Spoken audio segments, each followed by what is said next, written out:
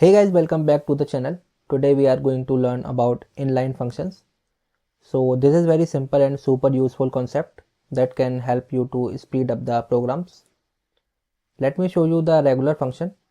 So this is a basic example of regular function. This function just takes an integer, prints it, and that's it. But here's the thing, when you call a function like this, it takes some time to do things like passing the argument, jumping to the function, and coming back. So we call this whole process function call overhead.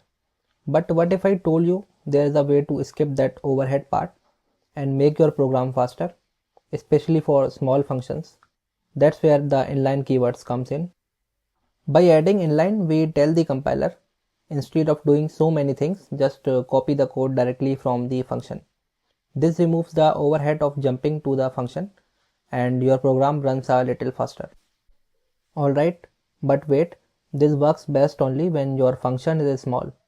If you make large function inline like this, the code will get duplicated everywhere you call it, and that can actually make your program bigger and slower.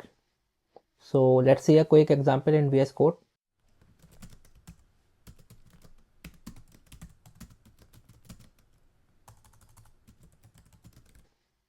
Alright, instead of jumping to the function each time, the code inside display is copied directly where it called.